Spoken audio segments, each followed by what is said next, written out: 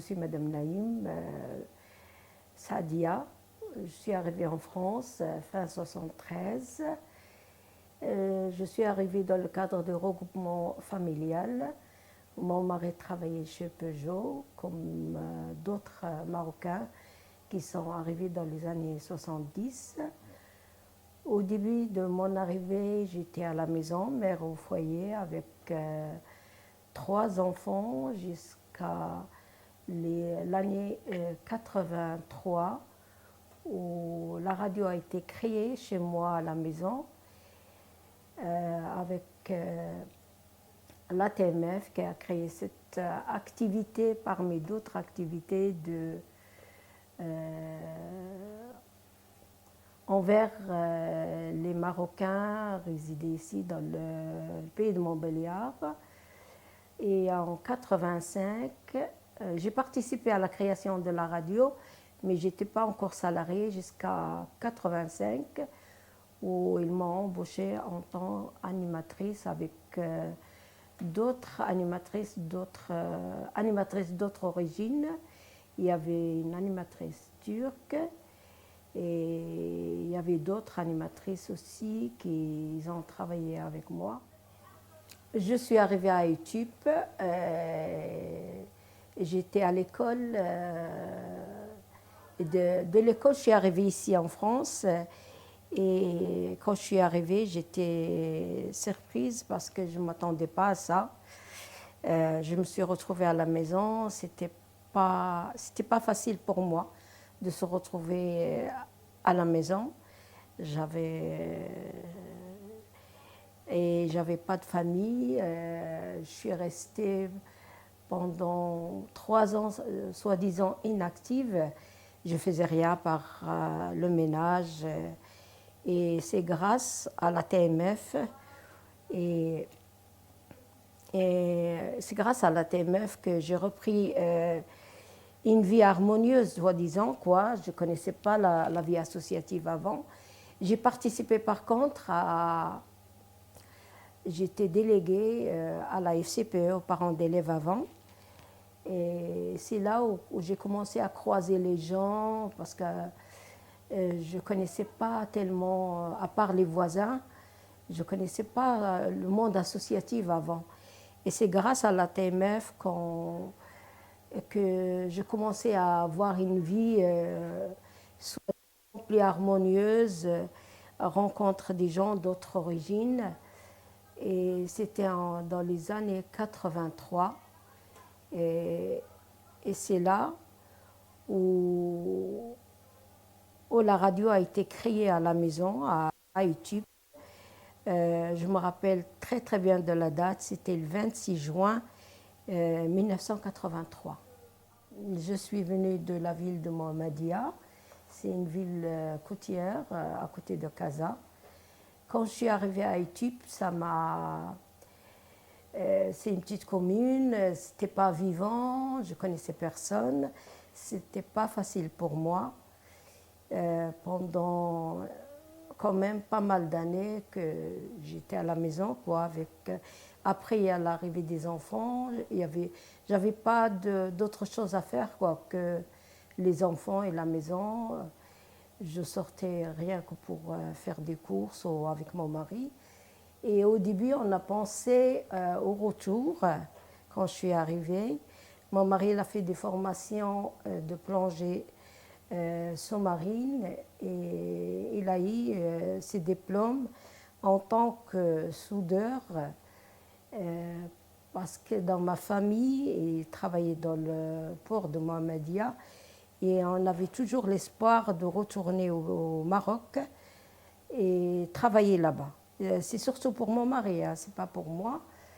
Mais j'ai participé quand les enfants ils ont commencé à aller à l'école. Je participais en tant que parent d'élève avec la FCPE.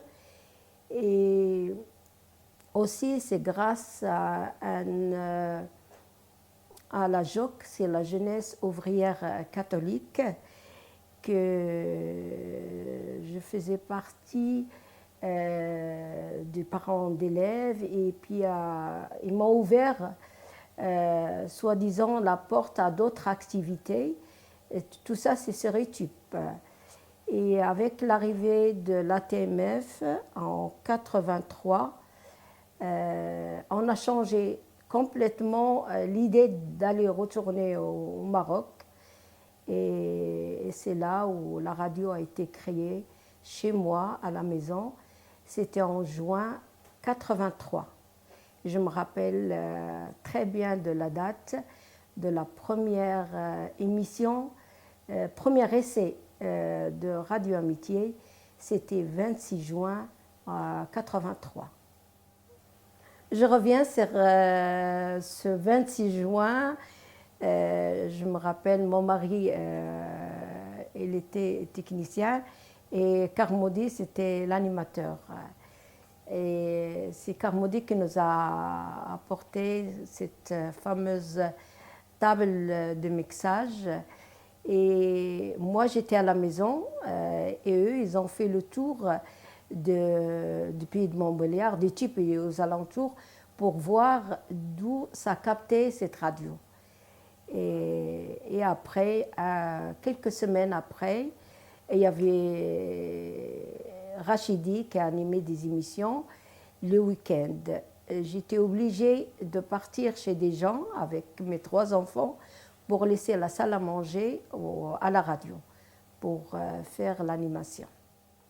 Oui, après YouTube, la radio elle a déménagé. On était à Montbéliard, à la ZUP. Et de la ZUP, on est parti encore à la Chiffonne. Et de la Chiffonne, on est revenu sur Béthencourt quand on avait l'autorisation de la fréquence, parce qu'avant, ce n'était pas autorisé. Et en 85, c'est là où ils ont la fréquence officielle par le CSA et l'embauche de 4 personnes en tant que salariés.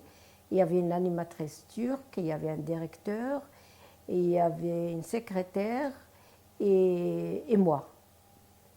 C'était en octobre 85. Et là, je n'avais pas de formation de journalisme, pas du tout. J'ai appris sur le tas comment faire une émission. Et il y avait aussi beaucoup de bénévoles en ce moment-là.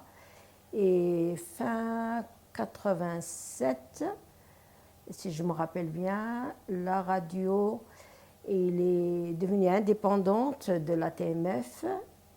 C'est pas 87, c'est dans les années 90. Et là, j'avais des formations sur Paris pour le montage, pour des interviews. Et j'ai une autre formation aussi que j'avais fait sur le champ, à la radio et aussi à Toulouse. Oui, au début de la radio, il y avait pas mal d'émissions, mais c'était en arabe.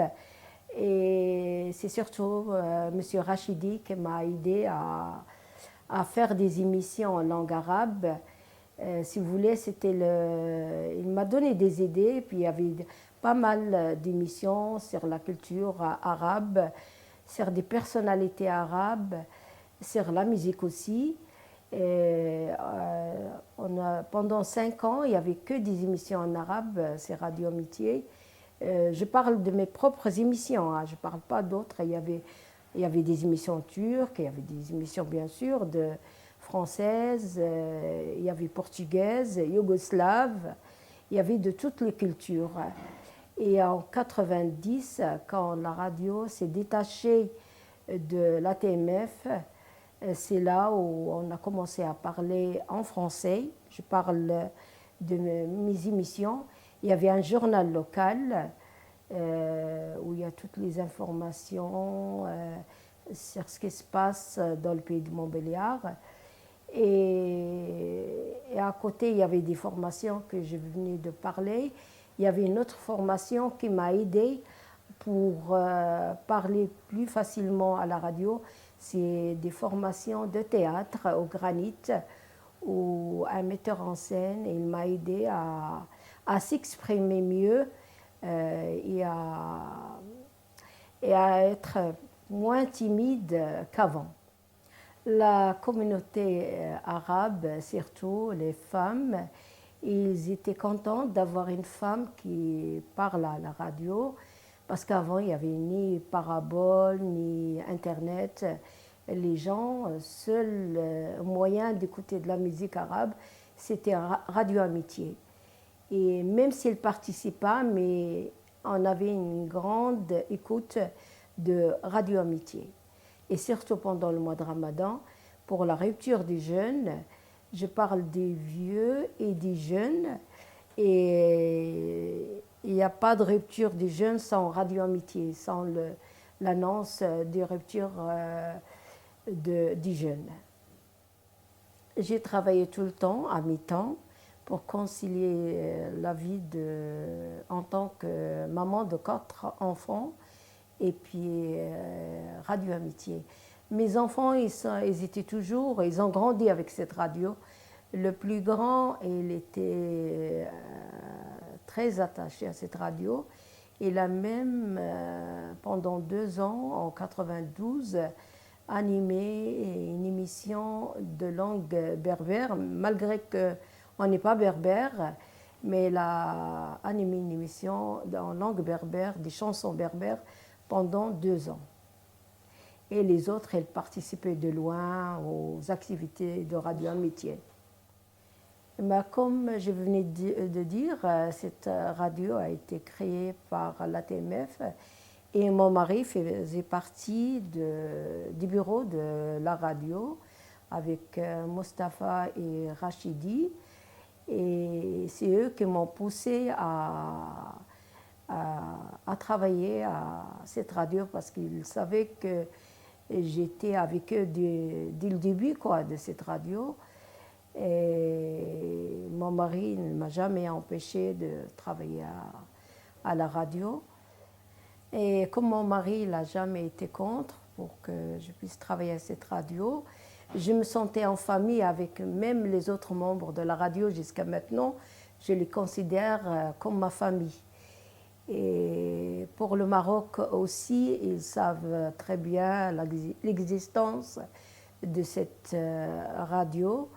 On allait au Maroc tous les ans, pas tous les ans, mais une année sur 2, quand même au début, on partait avec les enfants voir la famille.